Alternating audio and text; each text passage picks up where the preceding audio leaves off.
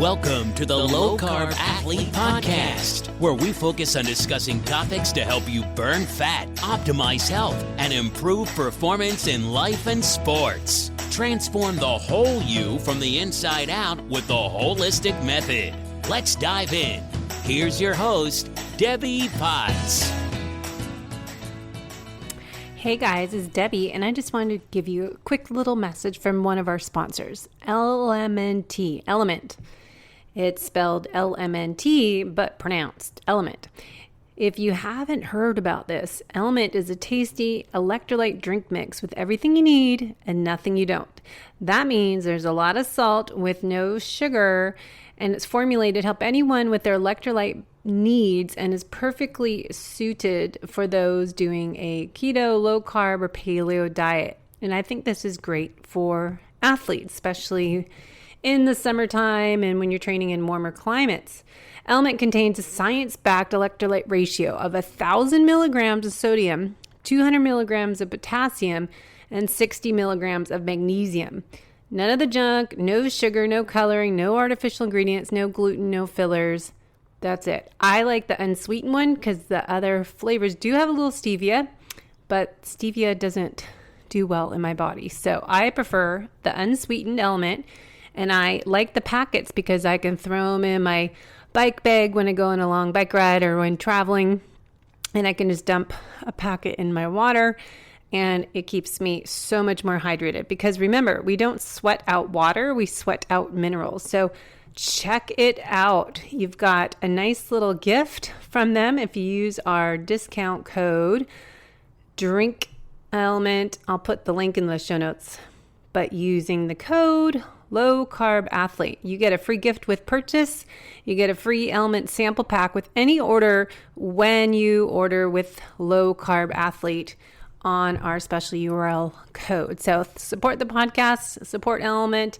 It's backed by science, and we love what they're doing. So try it out.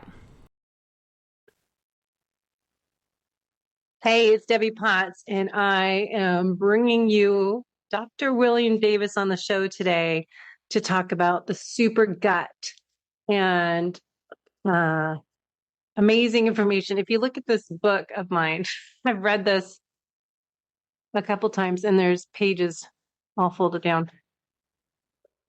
Dr. William Davis, or Bill, I'm excited to say, was an influence on me on helping clients figure out nutritional therapy for reversing SIBO and many other benefits of this Supergut SIBO yogurt that I've been making. And I really wanted him come on the show to talk about it. So if you don't know who Dr. William Davis, you might have heard of his original book, which was kind of the beginning of the whole wheat and gluten issues. His book was the #1 New York Times bestseller, The Wheat Belly. He also wrote Wheat Belly Cookbook, Wheat Belly 30 Minutes or Less Cookbook, Wheat Belly Total Health, and many other books, as well as a 10-day grain detox, and undoctored. He's a graduate of St. Louis University School of Medicine with training in internal medicine and cardiovascular disease and advanced training in angioplasty at the Case Western Reserve University Hospitals, where he also served as director of the Cardiovascular Fellowship and assistant professor of medicine, and he lives in Milwaukee. So we're going to talk about this. I really suggest ordering his book because it has this 4-week program, which I'll talk to him about if there's an online course for it, because it's so well laid out. It also has all these recipes in the back of the book and the program. And I, as a nutritional therapy practitioner, love to give people options to help improve their gut health, be fit, healthy from the inside out with food first. I'm not a big fan of taking a ton of supplements, even though I do have a lot. And a lot of times we do need to take a lot of supplements when we're doing a protocol to help eradicate parasites, pathogens. So there is some suggestions of supplements to go in here with this program, but the yogurt we'll talk about this yogurt I've been making. And now, since I started making a couple years ago when this book came out, there are options of, what's it called? Sugar Shift and some other programs. It's super easy to put in. So he's on my Zoom. So let me bring him out of the waiting room. Hold on. All right, guys, I have one of my favorite people to learn from, Dr. William Davis. I just was sharing your book, and we are going to talk shop about the Supergut. So, Dr. Davis, thanks for coming on the show. Our focus here is to help athletes as they age to be healthy from the inside out, starting with gut health. And so you're kind of the go-to person talking about gut health, wheat belly, leaky gut, and how to have a super gut. Well, thanks for inviting me. So tell us a little bit about what is the super gut? Well, all my programs over the years that involve such strategies as elimination of all wheat and grains from the diet, this awful thing that agribusiness has created and changed, as well as restoring some common nutrients that, because of our modern lifestyles, are largely missing. We can't drink from rivers or streams because it's got sewage and other things in it. So we have to filter our water, and that removes all magnesium. We don't get enough vitamin D, particularly in the northern Midwest where I am, where you really can't get sun 6 months a year. Where you are, you can get sun more, but even then, most people, even in sunny climates, are vitamin D deficient because of our indoor lives, and we wear clothes and we go outside. So we replace the iodine, omega-3 fatty acids, similar reasons that we're just lacking. When you put it all together, you get a reduction in insulin resistance and inflammation. But it was clear that there was something missing. And so I started asking, what's missing? And it became clear that issues in the gastrointestinal microbiome were lacking. And thankfully, that science is exploding now, telling us that there are numerous strategies. And what's surprising me is the power. I did not expect the kinds of results that we're seeing. So yes, it takes up the slack. If someone says, I've lost 47 pounds on this lifestyle, but I'm stuck. I'm at a plateau and I have 30 or 40 more to go. Or I was a former type 2 diabetic. My hemoglobin A1C was 11.7%, which is terrible, of course. I did the program. It's now much better at 6.4%, but still kind of crappy because we're aiming for 5.0% to eradicate all risk from diabetes. Well, you address the microbiome and all those things give way. You achieve essentially perfection in many aspects of health.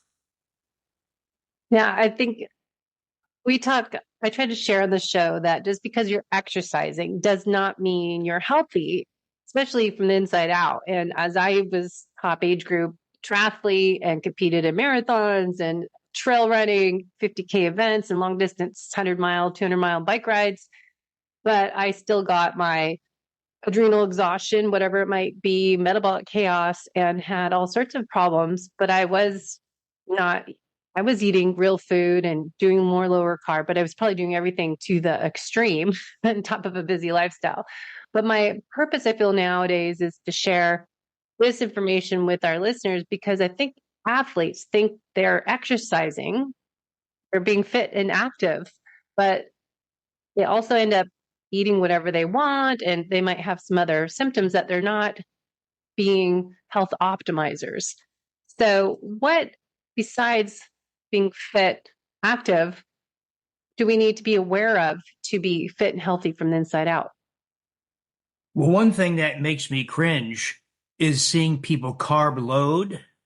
So you know the story, right? The pasta the night before, the sugary drinks and bars, sugary bars on the day of the event. Of course, it gives you diarrhea along the way.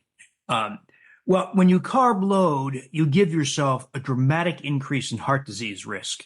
So we have to get rid of this crazy notion that it's saturated fat and total fat that causes heart disease. It does not. There never was good evidence to prove that. Yet the American Heart Association clings to that ridiculous notion and continues to hawk drugs to reduce cholesterol. And that's part of the big reason why it's still around, because it makes so much money for the pharmaceutical industry. but it's really grains and sugars. The amylopectin A, carbohydrate unique to grains, and sugars, sucrose, fructose, high fructose corn syrup, and related sugars. Because those are the triggers of small LDL particles, the real cause, not LDL cholesterol. That's meant to guesstimate what the actual particles are doing. But we can measure those things. And if you carb load, you get an explosion, huge uptick. And now small LDL, the cause for heart disease, heart attack, angina, need for bypass, sudden cardiac death, all that nasty stuff no one wants to talk about. You trigger small LDL for a week because the liver does not recognize that particle. It recognizes large LDL particle. It doesn't recognize the small LDL because the surface conformation is different, and your liver doesn't know what it is. So it goes round and around, giving it lots of opportunity to cause coronary disease. Even worse, when you engage in an extreme event, whether it's a marathon or triathlon or long distance biking, there's about 24 hours of a marked increase in gut permeability, so-called gut leak. And you can measure it in studies. You can see the great uptick in endotoxin, bacterial toxins from the GI tract that enter the bloodstream. So the combination of small LDL provocation, as well as high blood sugar, and then coupled in a space of 24 to 48 hours with an increase in entry of bacterial toxins, this is called endotoxemia, is a lethal combination. And it puts you at high risk for numerous diseases. I have one of my friends is Martha Carlin. She is the founder of BiotiQuest, which is a probiotic company. But she got into this business. She's a real estate data lady, but she left that world and started BiotiQuest as well as the BioCollective to generate evidence and studies with her partner, business partner, Dr. Raul Cano, a 40-year academic microbiologist. So she did this because her husband was diagnosed with Parkinson's disease, and she saw the man she cared a lot about deteriorating. And of course, the drugs for Parkinson's, you might as well just throw them in the garbage. They may reduce such things as tremor, but they don't slow the progression of the disease. You lose your ability to walk. You become demented. You lose control of your bowels. And I mean, just an awful disease. Well, she saw it deteriorating despite the drugs. Now, so she got into this world to try to find microbiome solutions. This is anecdote now, but she says that in her large community of Parkinson's disease people, they're almost all, to the last one, former triathletes, marathon runners, and other extreme exercisers who all carb loaded and then, of course, were exposed to that period of endotoxemia. So that's just one issue that it bothers me because I see people, as you know, you do it in the name of health and achieving better performance, but you may actually be setting a booby trap for yourself. Yeah.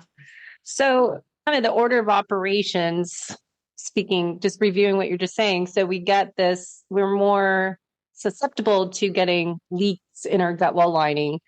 The LPS leaks out of the gut wall lining, causing endotoxicity in the rest of the body. And does that relate to, you talked about the endotoxemia and A1C glucose insulin, does that help raise or impact our blood sugar levels at all? Is there any correlation between the two, endotoxemia, LPS levels? The endotoxemia, yes, increases insulin resistance. In fact, the original study from Belgium, so-called gut leak has been suspected by many people for a long time, but it was finally validated in humans in 2007 and has since been corroborated numerous times. So yes, so that is how. Now, lots of people have endotoxemia outside of extreme exercise also. It's actually epidemic. Which surprised me because I thought it was rare. That is small intestinal bacterial overgrowth and endotoxemia, meaning that in many people, because of all the things we've been exposed to, multiple courses of antibiotics, glyphosate, chlorinated drinking water, stomach acid blocking drugs, anti-inflammatory drugs, emulsifying agents in ice cream and salad dressing, preservatives in food. These are all things that disrupt the GI microbiome.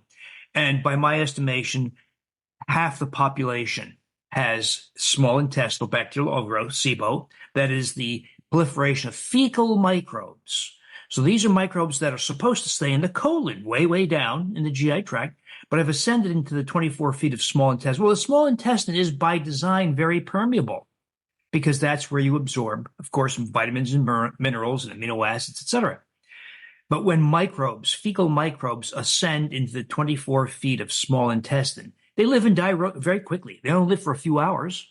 Well, trillions of fecal microbes that live and die rapidly and release that endotoxin.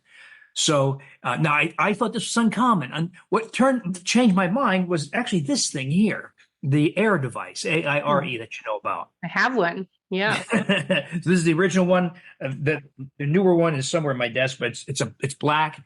But the original one measures hydrogen gas. New one measures hydrogen gas and methane. These are bacterial gas products.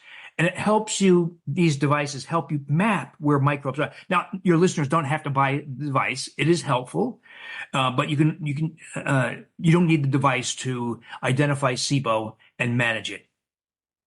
But it is the underlying. Now, the reason I say that half the population in the U.S. has it is very simple. It's quite clear in the evidence.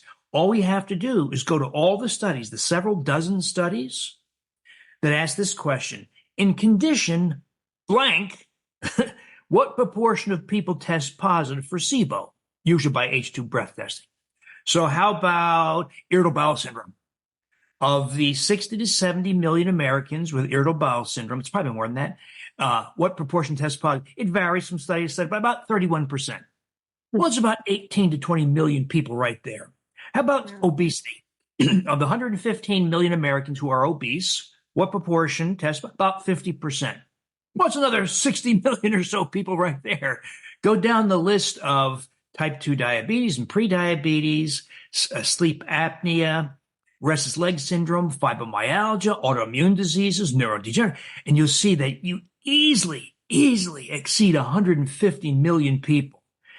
Now, there's some overlap in these conditions, right? You could have an obese type 2 diabetic with fatty liver. So we don't have an actual count because no one's done that large population study. But all you need to do is look at all those studies. You realize this is everywhere. But it's not diagnosed as SIBO, as you know. It's diagnosed as rosacea or depression or anxiety or coronary disease or atrial fibrillation or rheumatoid arthritis or lupus or ulcerative colitis or Crohn's disease or irritable bowel syndrome or on and on and on. So what I'm suggesting is that virtually all chronic illness needs to be re-examined in light of the contribution of the microbiome, specifically SIBO and endotoxemia. Mm-hmm. So SIBO is caused by what we eat? You just talked a little bit about a bunch of different things. So what do you think SIBO, small intestinal bacterial overgrowth, why is it so common? Because if we are people that are exercising, they think they're healthy. How am I getting small intestinal bacterial overgrowth? There's a long list of reasons. So taking a stomach acid blocking drug, for instance, which reduces stomach acid. Well, stomach acid is critical for killing mouth microbes. The mouth is second only to the colon in the density of microbes. It's kind of a scary thought. But when you swallow, therefore, you're colonizing the small intestine with mouth microbes. Stomach acid also hinders or reduces the ascent of fecal microbes. When you lose stomach acid because you're taking a stomach acid blocking drug, or because you ate wheat and grains, and the gliadin protein of wheat initiated an autoimmune loss of the cells that produce stomach acid, autoimmune gastritis, which is very common, unfortunately. Or the people have H. pylori. That is that common microbe. It's not so common in the U.S. Only 15% of the population have it. Other parts of the world, as much as 50%, sometimes more, have it. But it's also a very common cause for loss of stomach acid. Multiple courses of antibiotics is a very common cause. Most people by age 40 have taken 30 courses of antibiotics. So we're wildly overexposed to antibiotics, about half of which are unnecessary or inappropriate. Food additives like potassium sorbate or sodium benzoate, these are antimicrobial in food to inhibit growth of mold mostly, but they're also antimicrobial in you when you swallow it. It's the long list of factors. So just living a modern life cultivates microbes, fecal microbes in the small intestine. So you're talking about testing with the breath device, and we're going to do a podcast coming up next month with those guys. I find when we run functional lab testing as a practitioner and look at multiple clues, we always do, say, 3 to 5 labs. We'll often do a stool test, a wheat zoomer, food sensitivity test. And there's a lot of signs and symptoms when I do nutritional therapy intake form, for example, and people have signs and symptoms of SIBO, but it doesn't show up so much on a GI test because you're measuring the stool from the colon, right? So what do you see patterns, anything in lab testing that we need to be red flags at that sign to connect the dots together that there's signs of SIBO and SIFO, small intestinal fungal overgrowth? Because you're not measuring in the small intestine. Hints that SIBO or SIFO is going on, small intestinal fungal overgrowth, and thereby endotoxemia from the SIBO component. Hints would be a higher triglyceride level. High to me is anything above 60 milligrams. The lab quotes 150, which is ridiculous. That is arbitrary and guarantees that you have particles in your bloodstream that cause heart disease. So 150 is ridiculous. 60 or less is where you have the loss of or absence of the particles that cause heart disease, specifically very low density lipoproteins, VLDL, and small LDL. So higher triglycerides, lower HDL. Once again, ideal HDL is 60 milligrams per deciliter or more, so less than 60. So if you're 32 or 41, it's a hint that you've got endotoxemia. Presence of small LDL, another hint. Higher blood glucose, higher blood insulin, fasting insulin, high blood pressure. All the things we're very familiar with can be used as hints. High uric acid, hyperuricemia is a very common sign that you have high homocysteine. Homocysteine, of course, has been associated with a 3-fold increase in cardiovascular death, depression, and cancer. What we now have 8 very well done clinical trials in which people are given vitamins B6, B12, B9, folic acid, sometimes B2 riboflavin, and there's no reduction in any of those things. Well, what's the disconnect then? It's a marker of risk. Well, I would suggest that homocysteine is a marker for SIBO because it's the species of SIBO. Unlike normal bacterial species produce all those B vitamins. They produce B1, B2, B3, B5, B6, B9, B12, and K2. And so you have SIBO, that is a disruption and an overgrowth of fecal microbes, proteobacteria. They don't produce B vitamins. And so I think homocysteine is a great hint that you've got SIBO and endotoxemia. But there's also what I call telltale signs. So you don't need the air device. You can. It's very handy, especially if you have a recurrence, because recurrence can take on different symptom profile than the original. So if your original symptoms were diarrhea and bloating, you got rid of it, and then 6 months later you have a panic attack, and you say, what is this? What's going on? I don't get panic. You it's SIBO. So it can take on a different appearance. But food intolerances, extremely commonly caused by SIBO. People say, I can't eat nightshades, I can't eat FODMAPs, I can't eat histamine. Those are all SIBO. Maybe not 100%, but damn close to 100% are all forms of SIBO. There are conditions that are so common, are so strongly associated with SIBO. If you have it, you can just bank on and address your SIBO. Restless leg syndrome is that way. It may be 100% of people with restless have SIBO. Fibromyalgia, very high proportion. Irritable bowel syndrome, the average is 31%. One of the things you have to accept is the method of testing, especially a few years back, was not very good. It's gotten better. So it's probably more like 80 or 90% in irritable bowel syndrome. Any inflammatory disease, any autoimmune disease, rosacea, psoriasis, very commonly associated with SIBO, in which case you can just embark on an effort to eradicate it, even without testing. And you mentioned in your book, in your podcast about thyroid health too, because so many people have low thyroid. How's their connection with thyroid and gut health? So hypothyroidism, of course, slows the propulsive action in your GI tract, and it allows essentially fecal microbes to play. It's not quite clear exactly why that happens just from slowed propulsion, but it does. So there's evidence both for hypothyroidism being a common cause and people who take the T4 thyroid hormone, that is levothyroxine or Synthroid, but their doctor failed to address their T3 status. This is becoming a real big issue in the modern world because, as you know, we're exposed to like PFAS, the like polyfluoroalkylic acid, BPA. All those industrial compounds are blockers of the conversion of T4 to T3. I know the endocrinology community has put their head in the sand over this issue because it's coming from abundant evidence, not a little bit, abundant evidence from the toxicological world. And most of my colleagues fail to go outside their discipline. They don't read the toxicological science. Yet if you do, you realize we swim in a sea of commercial compounds that block the conversion of T4 to T3. So people say things like, I take levothyroxine for my hypothyroidism, and my doctor says my thyroid's perfect, but I'm tired. I'm losing my hair. I'm gaining weight. I sleep too much. I'm constipated. My skin is dry. My hair is falling out. And they just get some T3. The whole thing goes away. Also addressing SIBO. SIBO, by some uncertain mechanism, blocks the conversion of T4 to T3. So that's another hint that SIBO is going on, a low free T3. Well, I asked that because I'm not a doctor. Obviously, I'm more of a health investigator, and I just want to know why. And I dig deeper and try to put all the pieces of a puzzle together for someone to give suggestions. And so I'm looking for clues. And I find so many people come to me, they're on thyroid medication, but then I do look at their blood tests.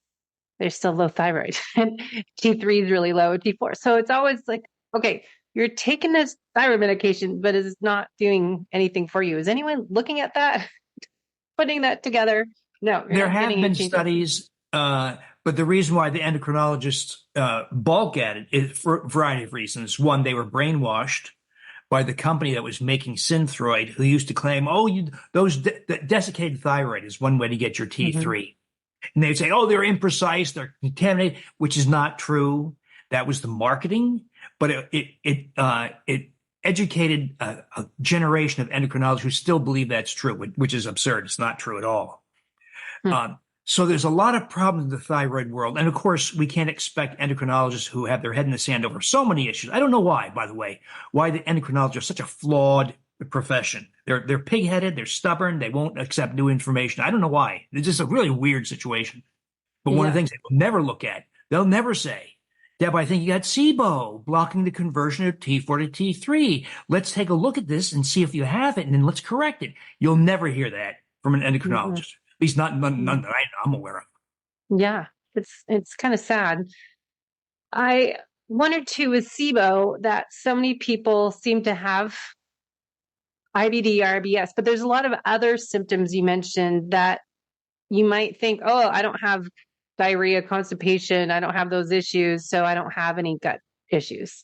So I think a lot of people associate symptoms of gut dysfunction, dysbiosis, SIBO to having stool issues, right? Not having stool or having too much stool. So there's just so much people need to realize that just because, like you said, rosacea, I'm saying that wrong.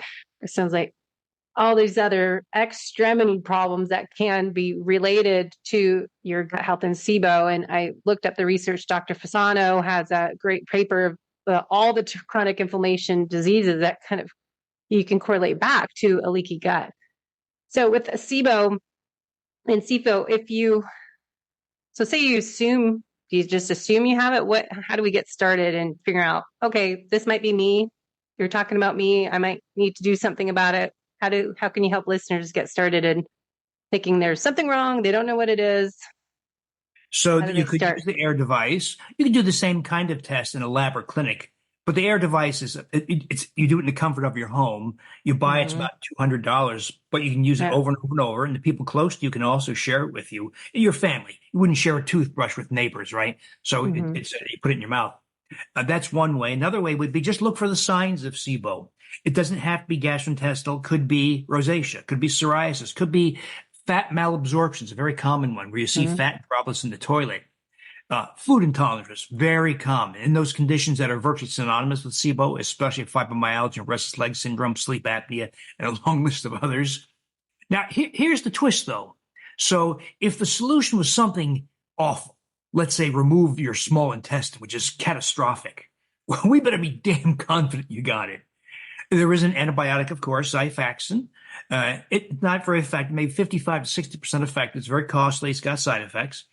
So I asked this question. If you have SIBO, you have reason to believe you have it, or you test positive by the AIR device, and you take a commercial probiotic, will it go away? No, almost never. Might reduce some of the bloating, diarrhea, but you still have it. Does not eradicate the 24 feet of small intestinal bacteria. So I asked this question. What if we chose microbes, probiotic species that are known to colonize the small intestine, that's where SIBO occurs, and produce what are called bacteriocins. These are natural antibiotics effective against fecal microbes. So I chose 3. I chose a strain of Lactobacillus reuteri, the ATCC PTA 6475. Sorry about that, Deb.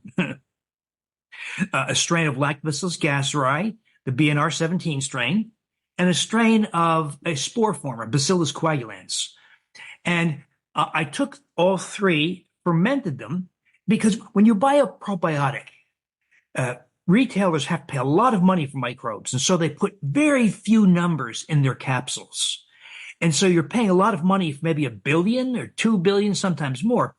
So we're going to ferment it. And I used prolonged fermentation. So reuteri, for instance, microbes don't have sex, right? There's no male and female microbes. One microbe becomes 2. They double themselves. It's so-called asexual reproduction. Well, reuteri doubles every 3 hours at human body temperature. So if you made yogurt like in a factory where you ferment it for 6 hours, you got nothing. So we're going to ferment for 36 hours, allow it to double 12 times. We performed repeated what's called flow cytometry measures on the yogurts, and we get about 300 billion per half cup serving when you co-ferment those 3. And so, Deb, I did not expect this to happen. I thought it was going to be helpful to reduce some of the symptoms of SIBO. What I saw instead, so far in 50 people or so who've done this, 90% have normalized H2 breath and had some improvement. It's like their weight loss plateau finally broke, or the hemoglobin A1C finally dropped, or their fat malabsorption went away, or their food intolerance went away. So we need to perform a formal clinical trial to validate it. It's a very expensive trial, by the way. But if the solution is something that looks and smells like yogurt, you don't have to be absolutely confident. And by the way, I call it SIBO yogurt. I kind of regret calling it that because it gives the appearance that it's only for SIBO, which is not. What those things are, especially the reuteri and the gasseri, are very critical keystone species, that is foundational species for the entire microbiome that most of us have lost because they're very susceptible to common antibiotics like amoxicillin.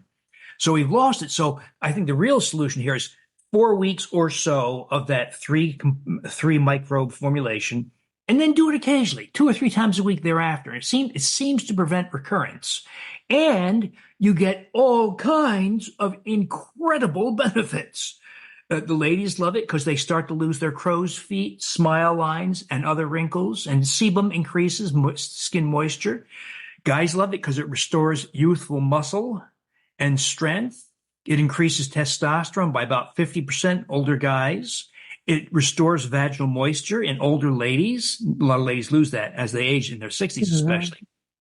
Libido goes up, both men and women. There's an acceleration of healing. There is amplification of the immune response.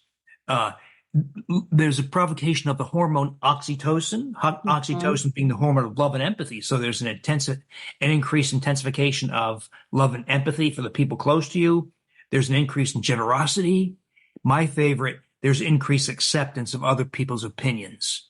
So smoother skin, restoration, youthful muscle, youthful libido, stronger bones, smoother skin.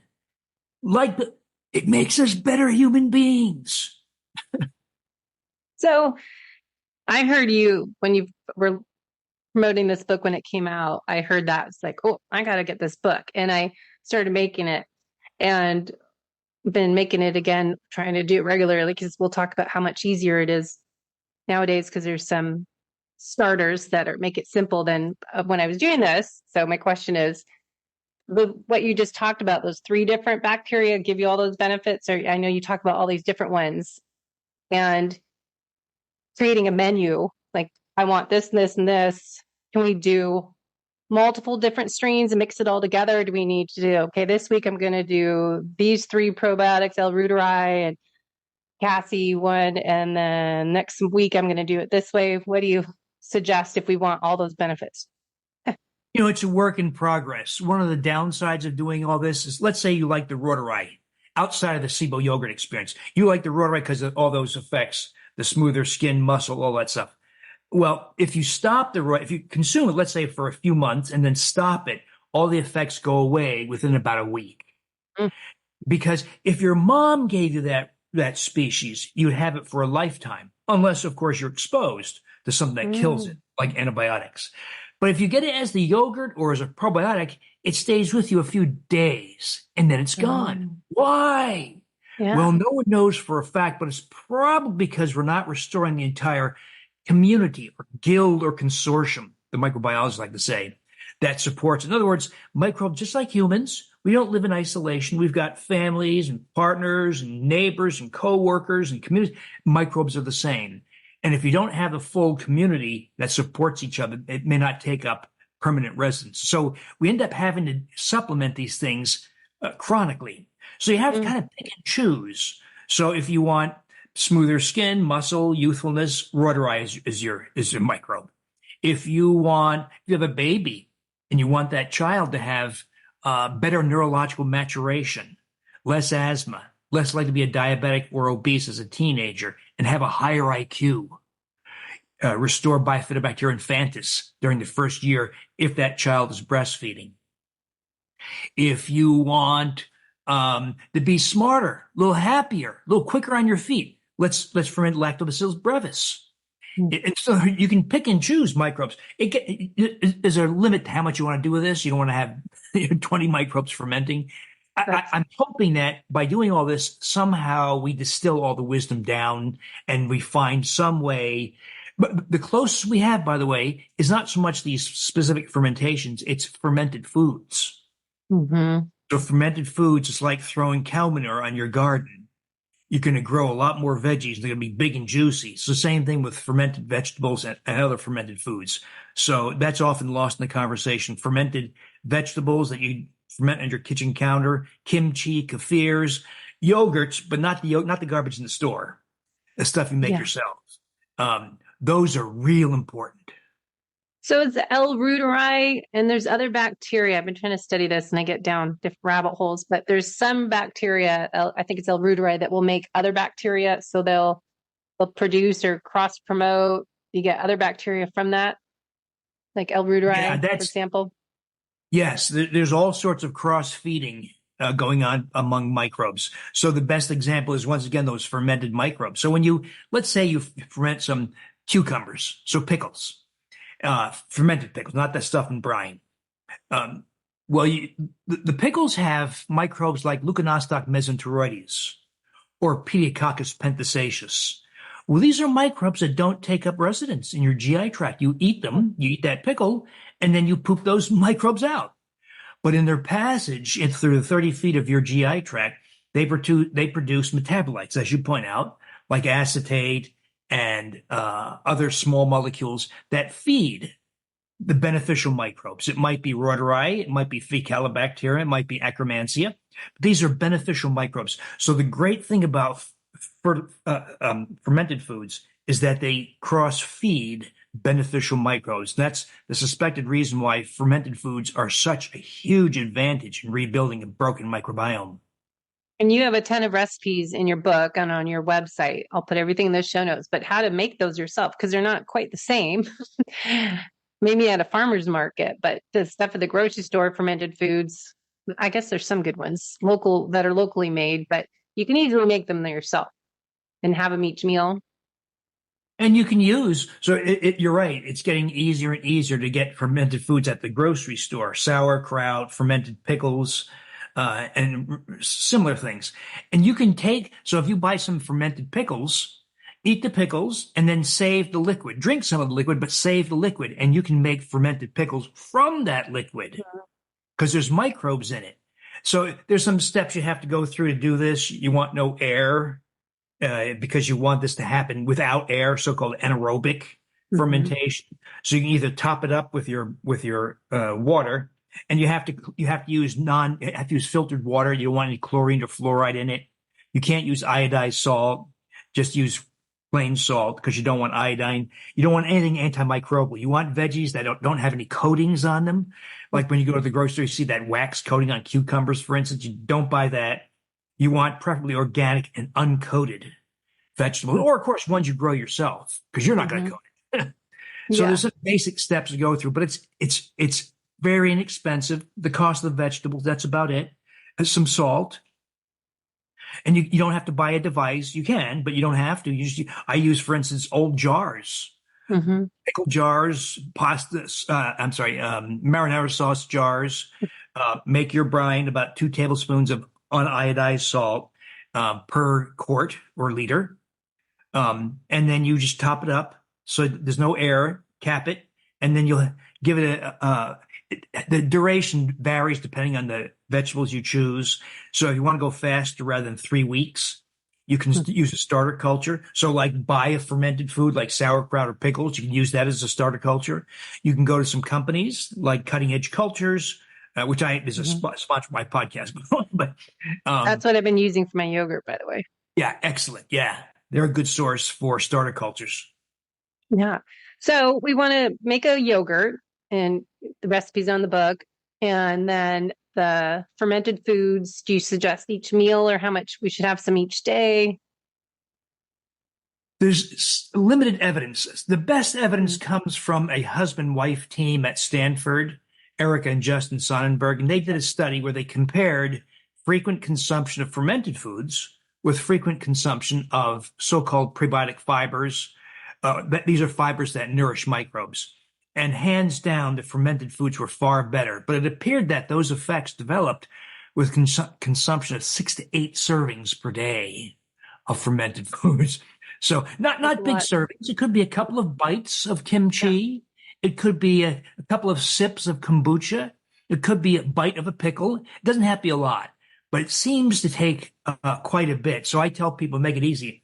Every meal, make sure you include something fermented and something that has prebiotic fiber properties, like a root vegetable or legumes or jicama or asparagus or Brussels sprouts, other root vegetables. So if you make it a habit with every meal, and this, of course, all this has been lost. You know, one of the most important fibers, by the way, to nourish microbes of all things is hyaluronic acid. Ladies know about it because they put it around their eyes, right, to lose skin. Well, let's put some on earlier. Well, if you ingest it orally, it has spectacular effects on the gastrointestinal microbiome. It blooms beneficial species like Faecalibacterium and Akkermansia that produce butyrate, butyric acid that nourishes the intestinal lining. It has all kinds of beneficial effects on you: reduction of blood sugar, reduction of blood pressure, better sleep, etc. It also reduces fecal microbes, proteobacteria, and reduces endotoxemia, hyaluronic acid. But most people are getting no hyaluronic acid because we've been told cut your fat and cholesterol that cause most people to abandon the consumption of organ meats.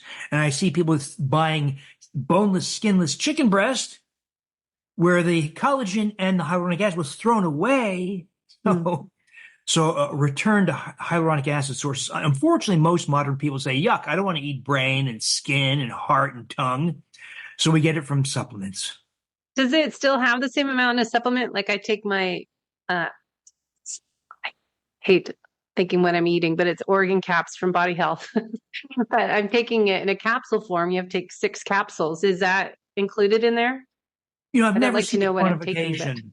I've never seen a quantification of the hyaluronic acid content. There is some collagen, but I've never seen it broken down. So I don't really know. I'm not sure anybody knows. Yeah, because it never tells you exactly what's all the nutrients in there.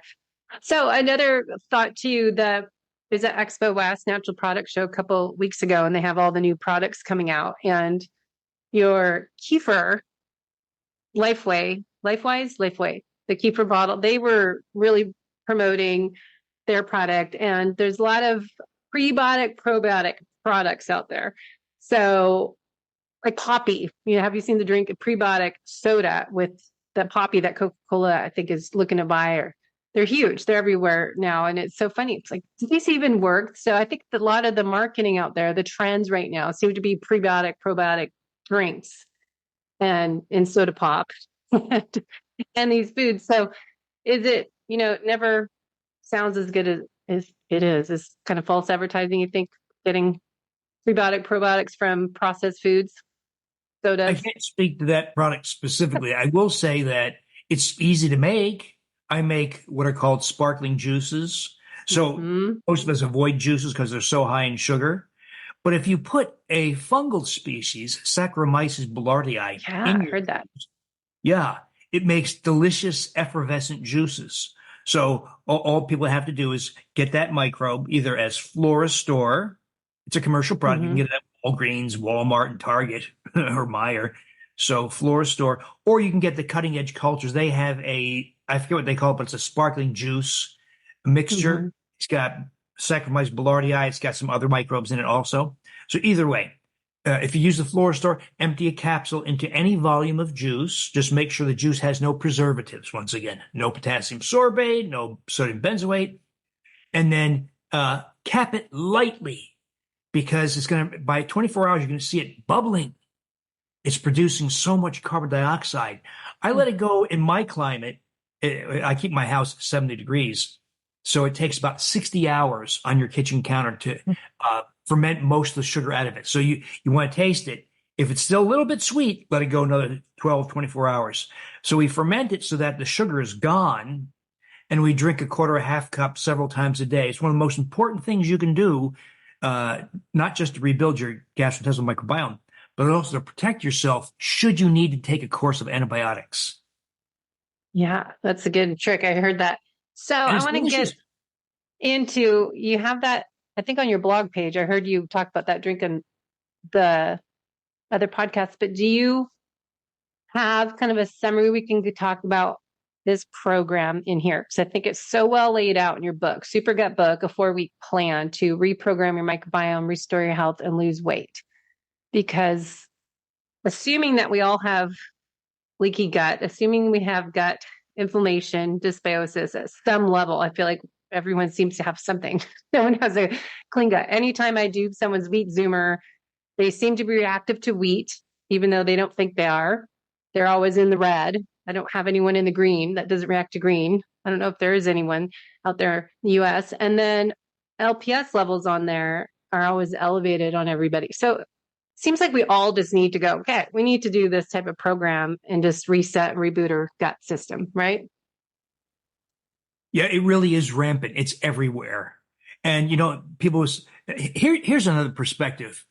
If you look at all those studies that we talked about in condition blank, what proportion tests positive for SIBO?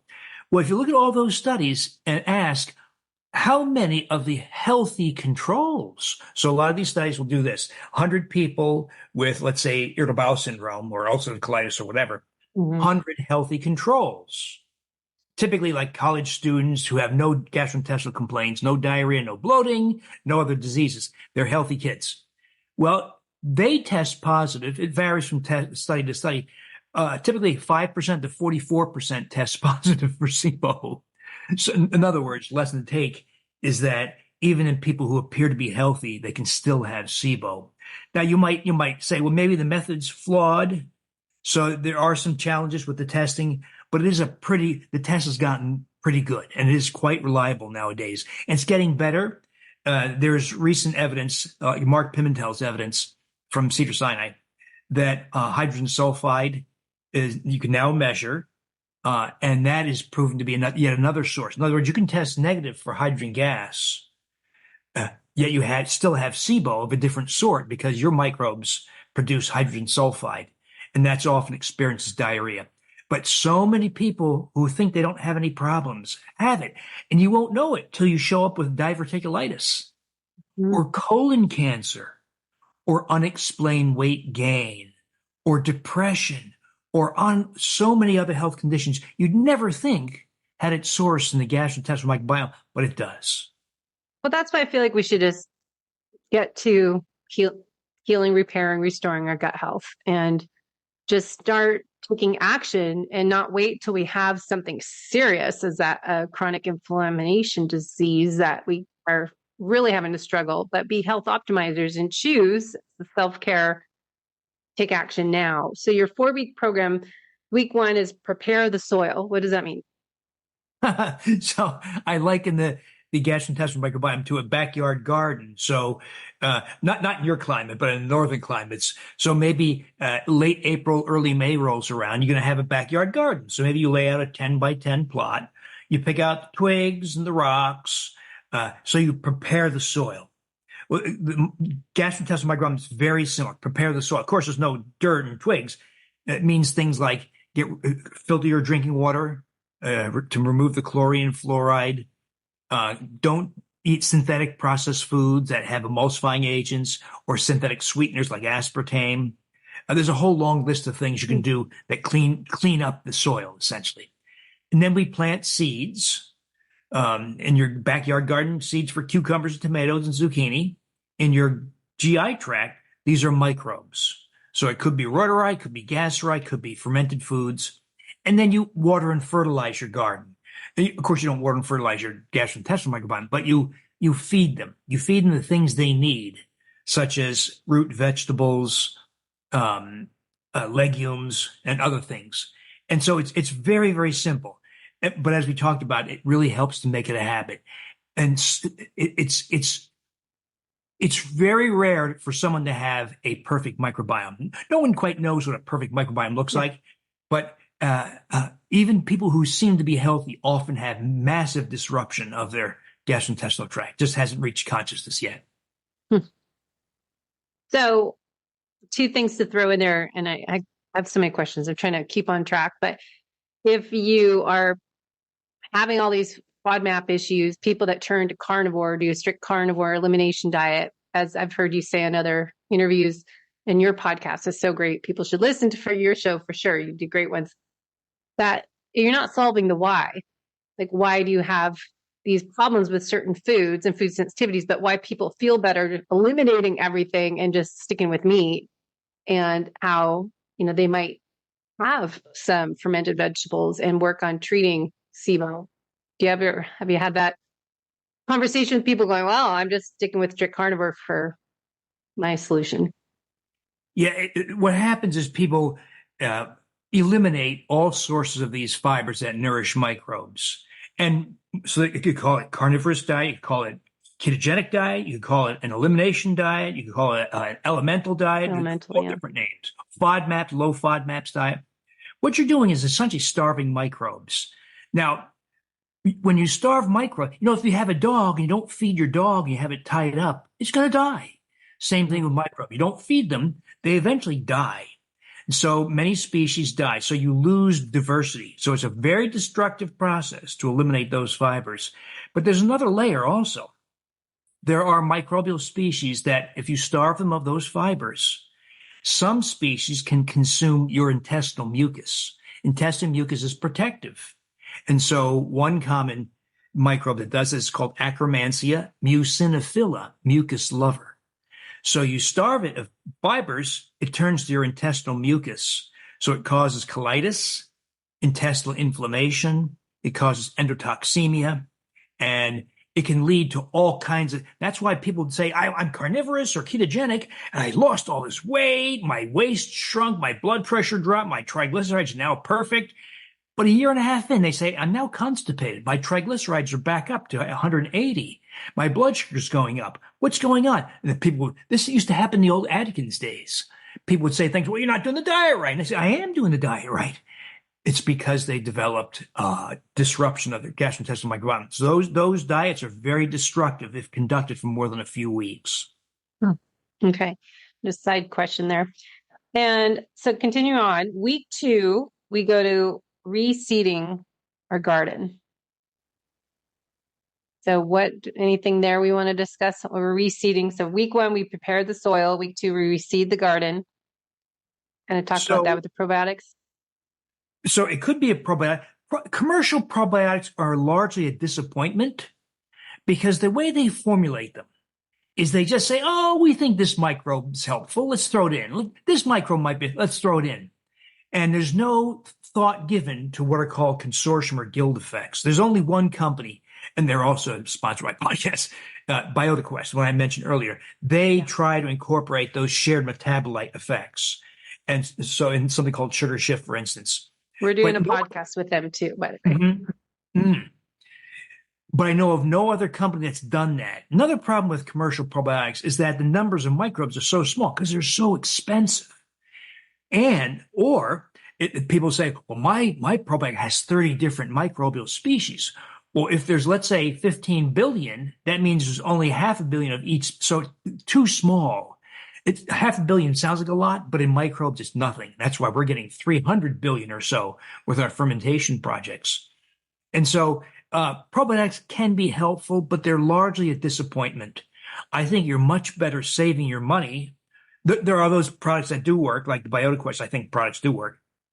We did, by the way, a small experience of 20 people, non-diabetics who checked their finger stick blood glucoses fasting in the morning, and then took that product, the Sugar Shift, and it dropped their fasting glucoses by 9.8 milligrams per deciliter over 30 days, which is on a par with diabetes medications in these non-diabetics. So there are some good products out there, but they're few and far between. Far more important are those fermented foods. And I think these yogurts, it doesn't have to be dairy, by the way. It could be coconut milk. It could be salsa. It could be hummus. You can ferment all kinds of things.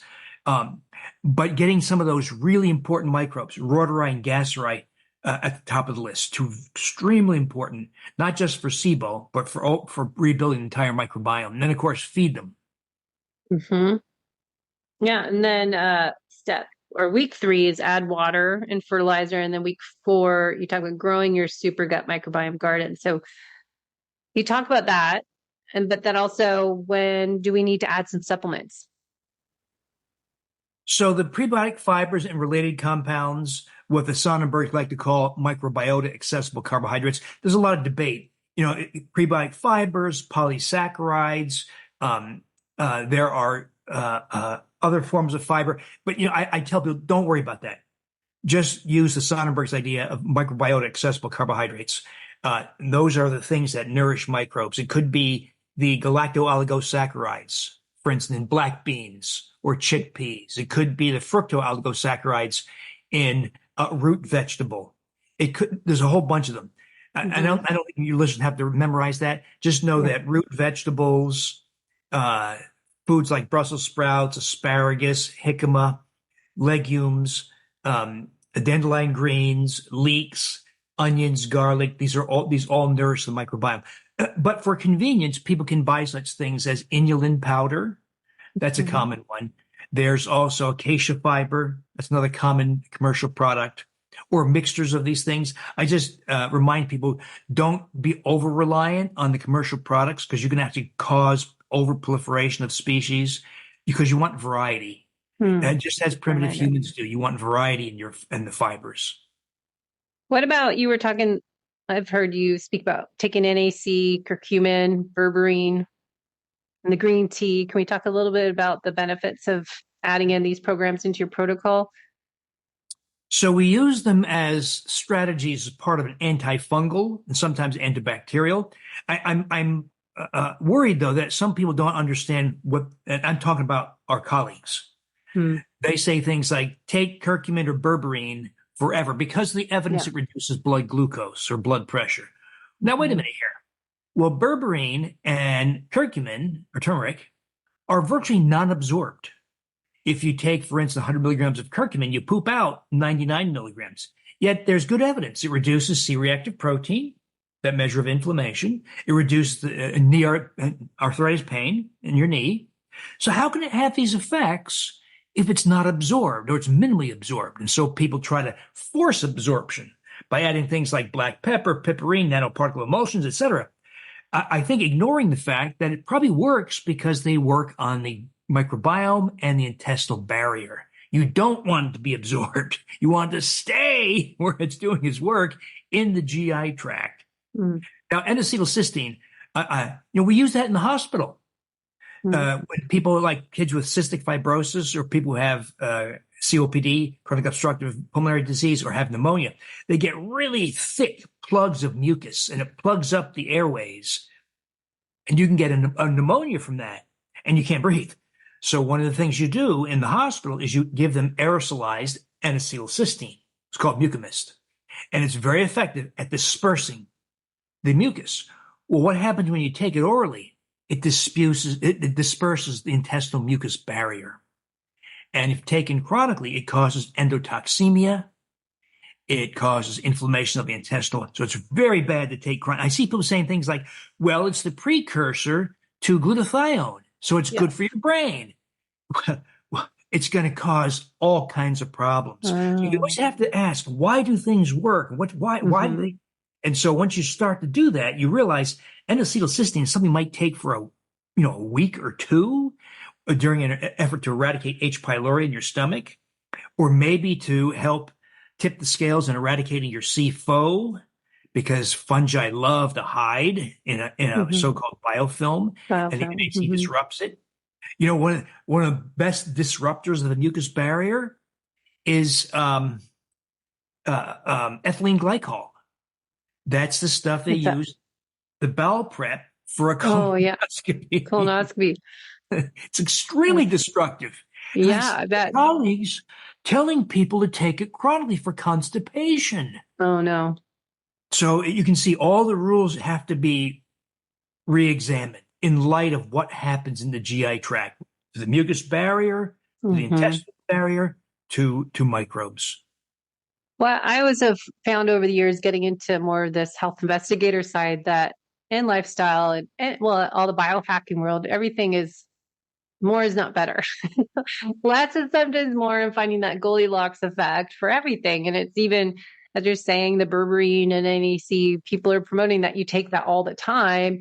And even, if it's good, I should take it even more than that. Or, having the yogurt, is it bad to do it 3 times a day? Getting too much of everything. So it's just always, what is the magic dose for everything to be effective, and how long should we stay on it and cycle it back in and out? So I do use those things, like berberine, if you have fungal overgrowth, but you do it typically for 4 weeks. It takes longer, 2 weeks or so for SIBO, more like 4 weeks for CFO, because of that fungi are so good at generating resistance and hiding in their biofilm. So we do a little longer, but then you want to stop it, because no one knows what happens if you take something that's antimicrobial. Imagine you took penicillin for a year or 5 years. Bad things happen. So nobody has shown that the antimicrobial supplements like berberine or curcumin, no one has shown that there's long-term safety. You might actually cause problems. And by that problem could be colon cancer, for all we know. Yeah. And so use it when you must. Don't use it just because somebody said it reduces your blood sugar. And of course, the reason why it reduces blood sugar is it reduces endotoxemia. See, I always want to know why. Okay, yes, we should take that, but why should I take that? What is it doing? All right, what's the mechanism of action? Because a lot of people just go, oh, I should take berberine, 500 milligrams. Okay, I'm going to do that twice a day, and not understand why they're doing it. So it's always good to be educated and understand, and to think a little bit deeper.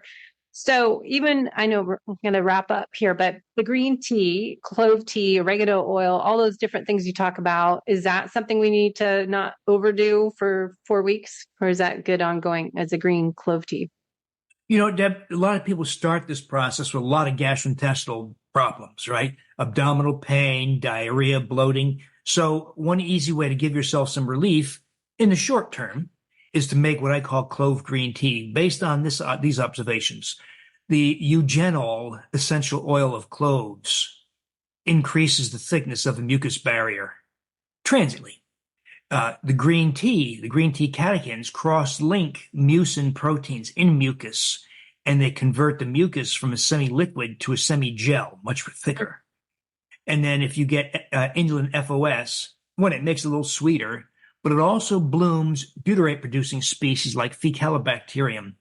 And butyrate that this bacteria produces by feeding it inulin is incredibly effective for healing the gastrointestinal lining.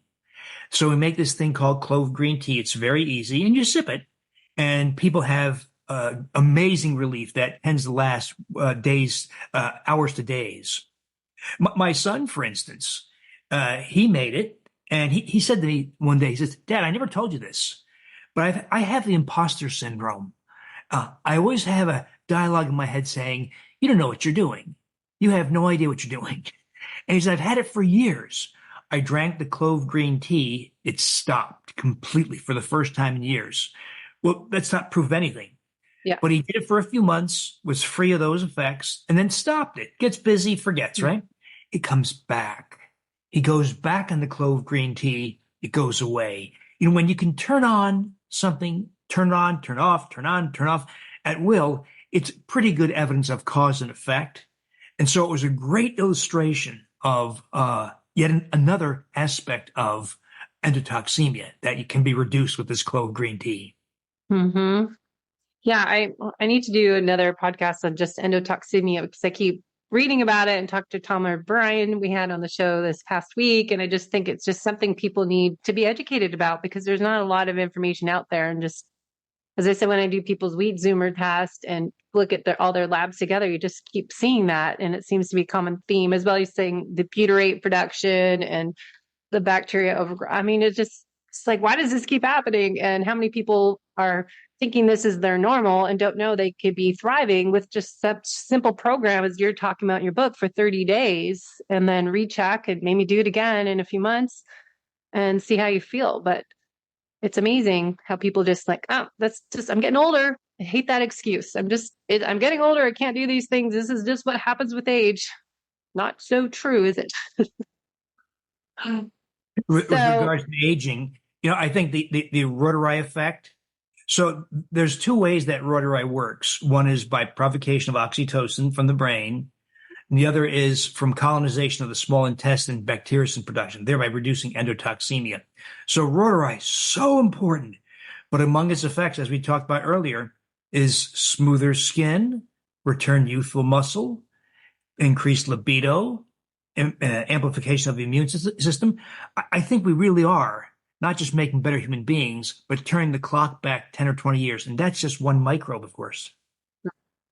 Yeah. And you talked about your daughter as a competitive tennis player and how she's really helped with recovery from her tennis matches that are more intense workouts and repair systems are better. This all came to a head, Deb, when she had a concussion. And she couldn't play for over a year. She'd get migraine headaches when she tried to train or compete. So she dropped out. She dropped from number 26 in the world to nothing. When you go back and you want to play in the main draw of US Open, Wimbledon, French, all that stuff, well, you have to qualify now. And qualifying rounds are playing every day, unlike the main draw, which is every other day. So these ladies are hitting hard as heck, right, in 90-degree weather. In the qualifying round, if you win, got to do it again the next day. If you win, got to do it again. And you're sore as heck and fatigued by the time you get to the main draw. So it's a major disadvantage to have to go through qualifying rounds. So I got thinking about this. How could she improve her performance? Well, two things. Rotary. Now, she's younger. She's in her early 30s.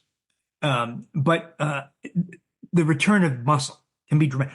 Personally, in my 60s, this is many years ago, I gained 13 pounds of muscle in 3 weeks, and my strength increased by 50% in my 60s. I was handling weights that I hadn't handled since my 20s. So there's a restoration of youthful muscle. There's that other microbe I mentioned that's in the SIBO yogurt, the Bacillus coagulans, the GBI 36086. I'm sorry about these crazy strain designations, but that microbe has been shown to reduce the muscle injury. So, for instance, if you run a marathon, as you have, and we drew something called a creatine kinase or a CK, it's a muscle protein. At the start of the race, maybe your level's like 140 microunits. At the end of the 26-mile race, it's more like 1,800. Huge muscle injury. That's why some people pee brown. That's muscle you're peeing, muscle protein. And some people get very sick from it, rhabdomyolysis.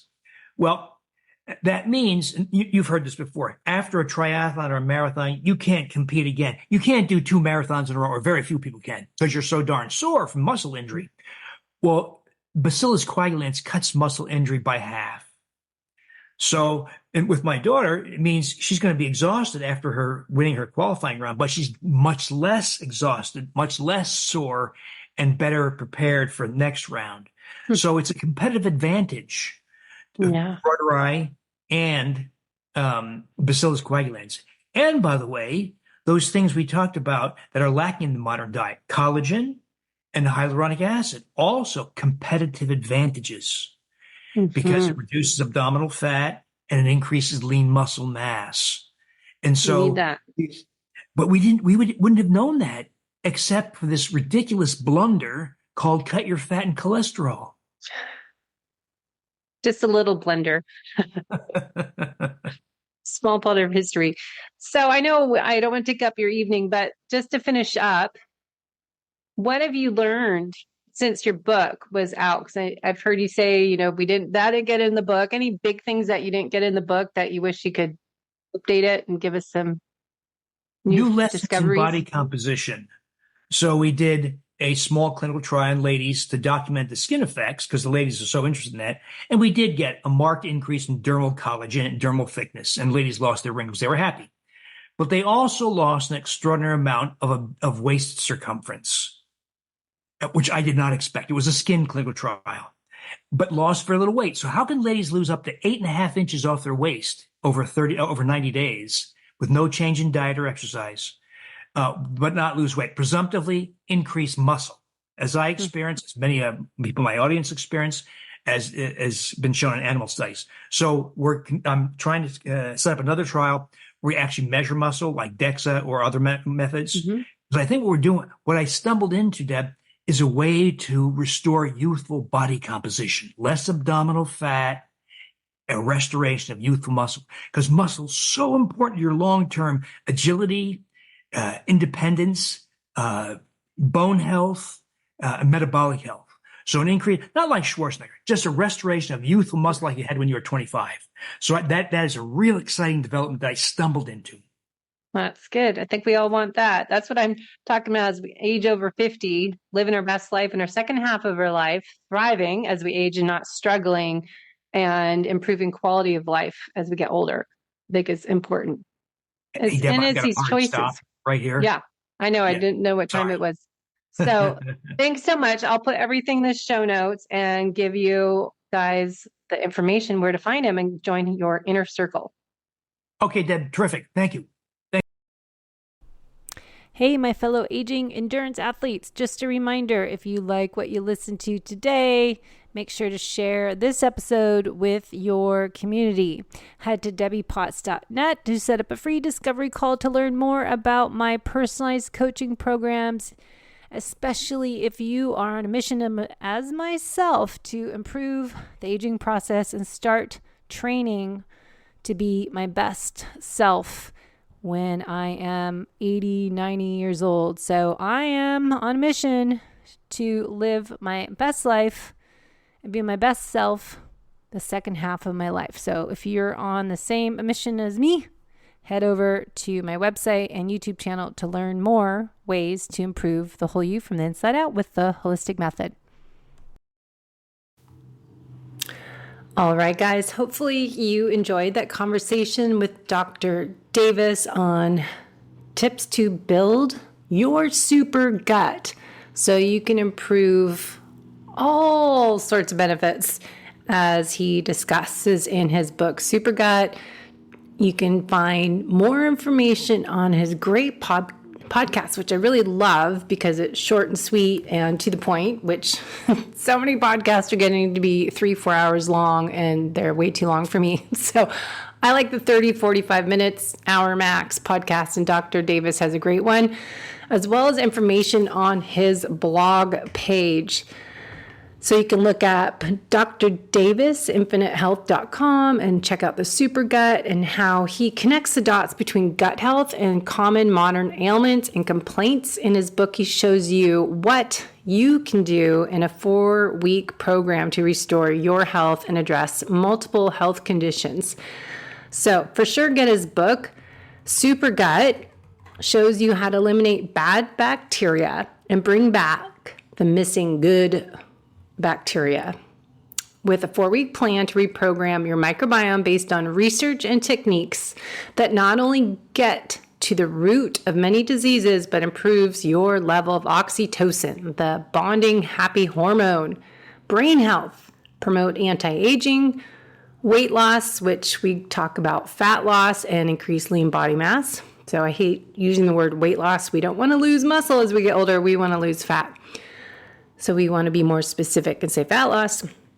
Then we've got mental clarity and a more restful sleep. So if you've been into your sleep hygiene routine, you're tracking your sleep on your Aura or Whoop, and you are trying, as myself, to get that 25 to 30% deep sleep and REM sleep score, maybe you can see if this Supergut yogurt and program works for your sleep quality.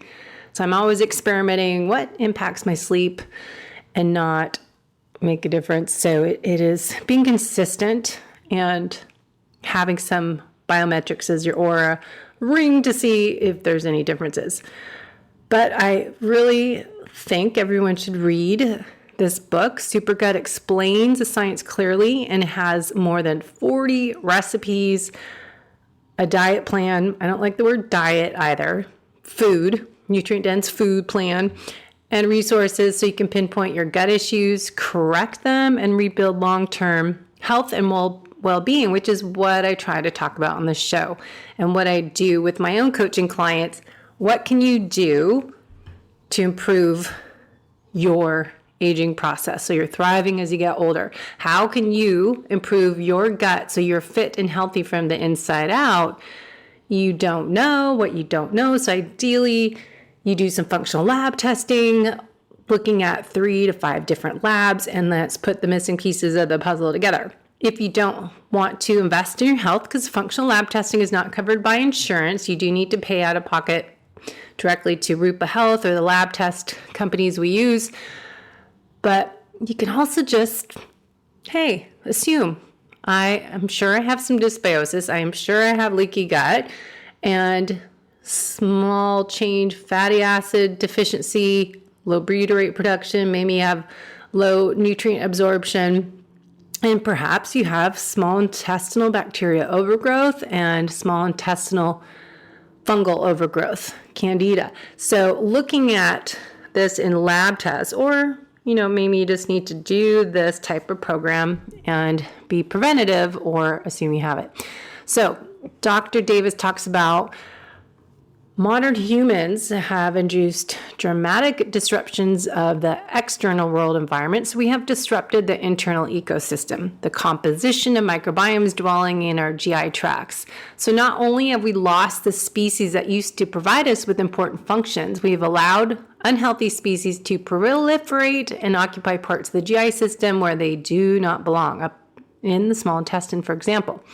This process underlines an astounding number of health problems from obesity to type 2 diabetes, skin rashes, neurodegenerative conditions, and many forms of cancer. These insights into the disrupted microbiome mean that everything we know about human disease needs to be reconsidered. But as I just have been sharing, there's good news. Many of these lost microbes can be restored with often spectacular health results, and unhealthy bacteria that have come to occupy the entire GI tract can be pushed back, resulting in relief from numerous health conditions. This can be done in the comfort of your own home. So in his book, Supergut, he has this 4-week plan. He has the recipes.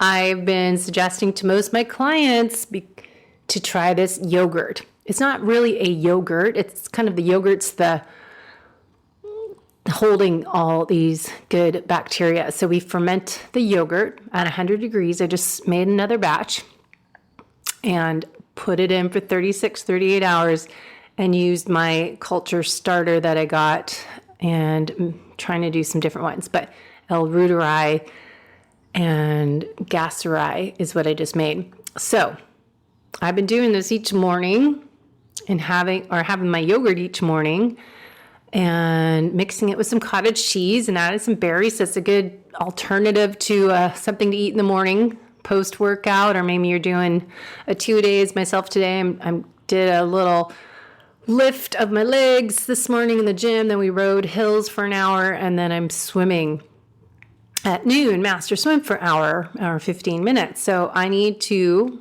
properly refuel and have enough fuel on board for my next workout. And then post-swimming workout will be my main meal with more protein focus.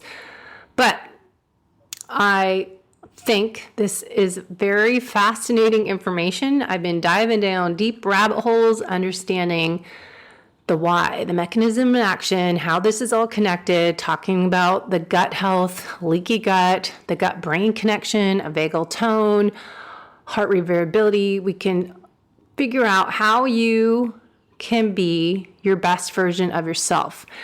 Why do we settle for how we feel and think, oh, that's just a part of the aging process? What can we do to take ownership of our own health and our own destiny by choosing to take action now sooner than later? Don't wait until you have type 2 diabetes. Don't wait until you have neurodegenerative issues. Don't wait until you have chronic inflammation.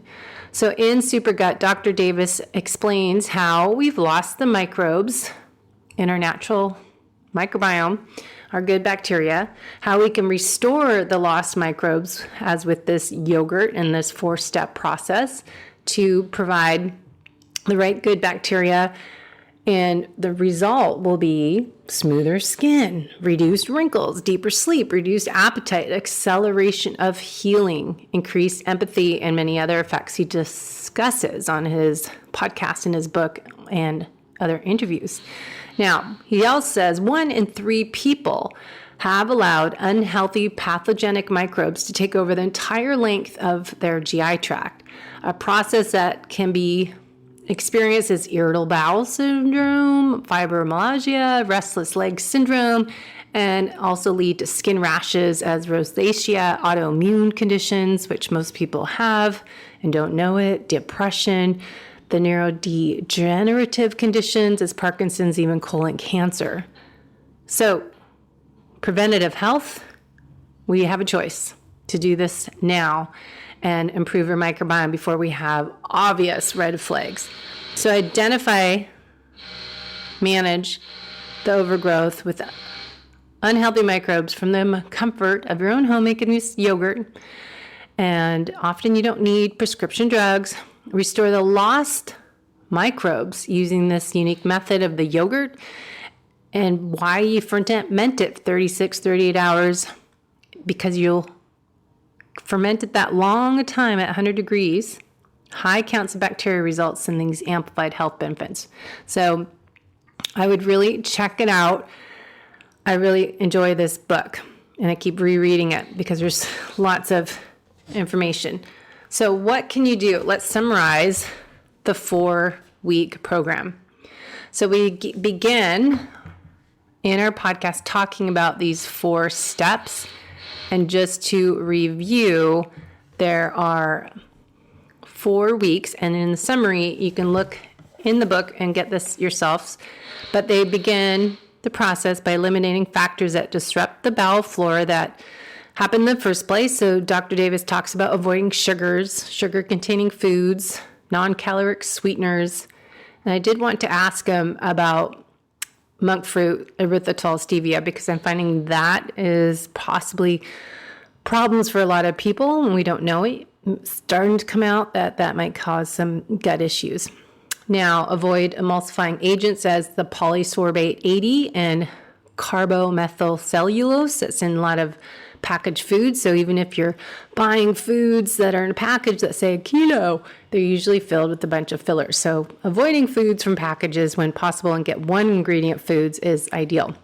Now, choosing organic as well is always ideal as well for those, especially the fruits and vegetables are in the dirty dozen list. Avoiding all wheat and grains. This is an essential part. You can read Dr. Davis's book, The Wheat Belly, that he was kind of the father of the wheat belly and wrote many books on it. But just before, I think Dr. Gundry and Dr. who else? There's a lot of wheat belly books. And of course, Tom O'Brien, we just talked to, has a great book on the autoimmune issues and brain health. And it all connects to having wheat. So being wheat-free, gluten-free, minimizing drugs, so avoid or minimize, including stomach acid blocking drugs, anti-inflammatories, antibiotics, replace essential nutrients that are lacking in our modern diet that impact our microbiome and intestinal barrier, as vitamin D, omega-3 fatty acids from fish oil, iodine, and magnesium. So Dr. Davis touched on this a little bit, as well as his recipe in the book for clove green tea, which helps rebuild the intestinal mucus barrier. And he also talked to us today about beginning a 4-week course of curcumin, which you can get on my full script link if you ask or find it. 300 to 600 milligrams twice a day. He talks about in the book to rebuild intestinal barrier and address dysbiosis. So lots of information in that chapter. And then if you head to phase 2 or week 2 is reseeding your garden.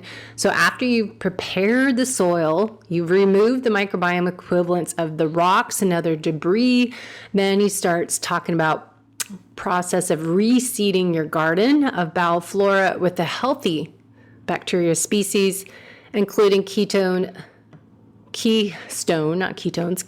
species.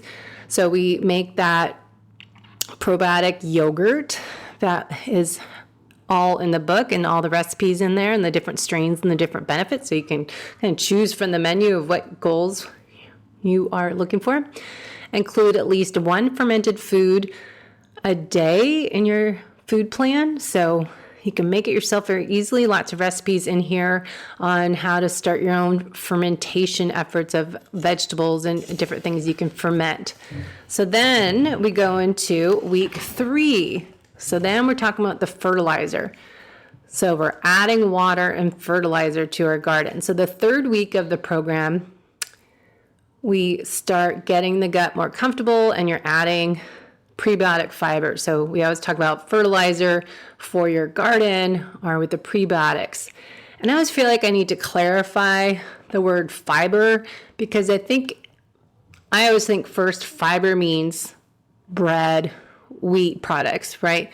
So that we want to talk about prebiotic fibers that feed the microbiome that are not wheats, oats, grains. So we'll talk about that.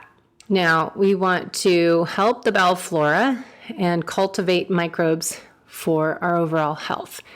Now, it talks about having prebiotic fiber every meal to help the microbiome grow and flourish. It talks about the prebiotic-rich foods as 1 teaspoon of inulin in your coffee even, or half a green unripe banana, or half a raw white potato chopped and blended into a smoothie or shake, or you could do 1 to 2 tablespoons of a cooked legume, if that works for you. Most people tolerate, he talks about up to 10 grams of prebiotic fibers in the first few days of week 3 of the program. And then you want to build up to 20 grams or more of prebiotic fibers per day from a variety of sources to help cultivate bacterial species diversity. So some people may be intolerant. At the start, you might have excessive bloating, gas, or diarrhea, and that's when you need to course correct and try. He talks about a different plan. And I think you need to personalize this. So working with the coach or joining the Supergut, they have an inner circle program you can look at, but you want to see if you have some more SIBO and SIFO, small intestinal fungal overgrowth, that you need to do a little bit more management and supplement for that. So remember, there's lots of sources of prebiotic fibers that are grain-free. A lot of people, I don't really like legumes as kidney beans, black beans, that kind of stuff, but there's other forms of prebiotic fibers. So you don't need a lot, and there's some good options. I haven't tried green bananas, but that's always on the list. Potatoes, but they're cooked and cooled potatoes. Fruit isn't as much because modern day fruit, he talks about, is lower fiber content and higher sugar, the way they grow fruit these days. So make sure you're looking for local fruit that's not got steroids to it, basically making them supersize. There's something wrong if your apple's gigantic and the blueberries are size of a apricot. There's something wrong with that. So you want to look at the right kinds of foods to feed your gut. So rich source of a prebiotic fiber, the pectin in some fruit. He talks about, and also how to increase your intestinal butyrate production, the short-chain fatty acids. Also about good fruit sources of pectin include avocados, blackberries, raspberries, pomegranates, apples, which provide 1 to 2 grams of pectin per serving, and 1 cup of blackberries or raspberries or 1 medium apple. Avocados, he talks about, are really beneficial, greatest quantity of pectin and only 4 net carbs per average avocado, and lots of healthy fat with that, as well as the prebiotic fiber. Now, chia seeds and flax seeds are on the list, nuts, mushrooms. You can look at the beta-glucan benefits from mushrooms. Those have some options of how to use them in your food or your menu planning. Shiitake noodles. So there's a big list. Now, the modest quantities of prebiotic fibers, 1 to 3 grams per serving, can be coming from what Dr. Davis talks about on the show today: asparagus, jicama, which is really good with fresh guacamole dip, or avocados mashed up, turnips. Never really eat turnips, but I'm sure there's good recipes in here. Parsnips, onions, garlics and shallots, carrots, leeks, dandelion greens, radishes, cabbage, and Brussels sprouts. So when we talk about prebiotic fiber, that's more what I look at having in my food plan. Brussels sprouts with bacon tastes really good, cooked in bacon fat. Carrots that are fresh from the garden or the farmer's market, the stuff at the grocery store that's not with the roots, the leaves attached to it, or the kind that are just look like they're dug out of the dirt are best, I think. So really looking at what foods you're choosing is really important. Now, the last week of the program is growing your Supergut microbe garden. So he'll talk all about in the book the different types of bacteria you can ferment. And this is what I was asking him about, if we could just do it all. I want all those benefits, but probably not. So there's a menu of beneficial microbes in the book, as L-reuteri for skin, smoothing and reduce wrinkle depth, and your deeper sleep. L-reuteri combined with Lactobacillus casei for deeper, longer sleep, reduce stress, enhanced immune function. The beta coagulins, never say any of these right, for reduced inflammation, arthritis, pain. And then there's a bunch of other ones that if you want reduce anxiety, improve mood, reduce depression, or if you want enhanced mental clarity and focus, if you want more weight loss and reduce weight size, you might want to look at making L-reuteri and L-casei for your yogurt. And then there's another combination that you can do for increased strength and accelerated recovery in athletes. So fascinating that you can customize your probiotic bacteria yogurt to be all these different benefits. So you want to check out the book because it has all this information in there. And of course, his website has some good blogs, but the inner circle, I think, is where all the secret stuff's happening. Because I always want to know why, how, and have so many questions. And looking at the variety pack. So I just wanted to add that in today. The book Appendix A resources is where you can find the benefits of all the different bacteria strains that you can use to make your Supergut yogurt. And I like the cutting edge cultures for fermenting. That is easy solution for me. There's also the sugar shift that I've been using as well. So I kind of mix it up. But ideally, I think it helps people to figure out what's going on.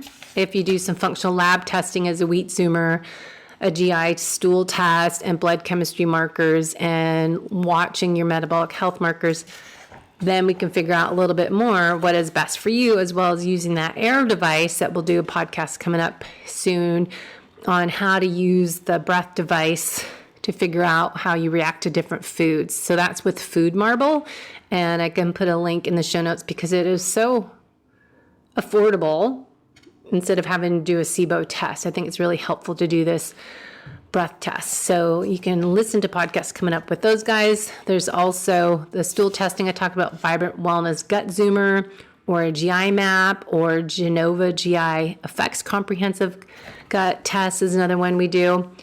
And if you need some more herbal antibiotics, he talks about that, and then you can order on my full script account, Metagenics, Candibactin AR and Candibactin BR, or you can do FC Cidal or Dysbiocide. So it depends. We want to know ideally what's going on so you can really personalize what you need to do. So that is it. I just want to add in some extra information. Stay tuned for my Thursday podcast as I dive into different specific rabbit holes as short-chain fatty acids, butyrate production, talking about leaky gut, dysbiosis, and oxidative stress for athletes, and more. So if you want to learn more of a specific topic, let me know, and I will put it on my to-do list. Enjoy the yogurt, and see all the links in the show notes how you can get started on making it. Thanks for listening to the Low Carb Athlete Podcast. If you have any questions, feedback, or topic suggestions, let us know on Facebook or at debbiepotts.net. You can help us continue and grow by leaving a review on iTunes. Thanks again, and see you next time.